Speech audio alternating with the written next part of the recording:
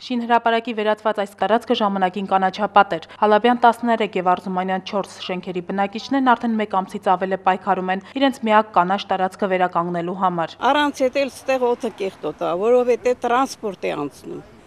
Այստեղ ընկնում է խաչմերով, բորդուրի վրա շենք են ուզում կառուցել։ Երևանի քաղաքապետարանը տարածքը վաճառել է ոմն Ռաֆիկ Ազատյանին, ինչ է մտադիր կառուցել նոր սեփականատերը տարածքում, նույնիսկ շինհրապարակում աշխատող բանվորները չգիտեին։ Մեզ ասել են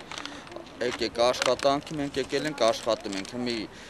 ինչ կատարվի չենք իմանում։ Իրենց բակում շինարարությունը կանխելու համար բնակիչներն արդեն 102 ստորագրություն են հավաքել եւ դիմել Սերժ Սարգսյանին։ Բաղրամյան 26 հասցեից նրանց դիմումը ուղարկել են Երևանի քաղաքապետարան, այսինքն նրան, ումից բողոքում էին բնակիչները։ Մեր պահանջը քաղաքապետարանին ուղղված եւ կառավարությանն է եւ բոլոր պետական մարմիններին ուղղված, որպեսզի այս կառույցը չեղյալ համարվի, որպեսզի այս հողը վերադարձվի մեզ։ Մինչ այդ բնակիչները իրենց ուժերով են փորձում կանխել սկսված շինարարությունը, քարեր տեղադրելով դեպի բակ բերող մեքենաների ճանապարհներին։ Նրանք շինարարներին եւ քաղաքապետարանին նաեւ հիշեցնում են, որ Արզումանյան 4 հասցեի շենքը վթարային է, իսկ սկսված շինարարությունը կարող է հանգեցնել աղետի։ Ցնցում առաջանա, այս մեր շենքը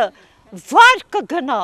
Բնակիչները ոչ մի կերպ չեն կարողանում նաև ազատվել շինարարության արդյունքում բակում հայտնված այս բարձր լարման հոսանքի լարից, որը օդից կախված է։ Երեխին չի հասկանում դա ինչ է, մտածում է ճոճանակը,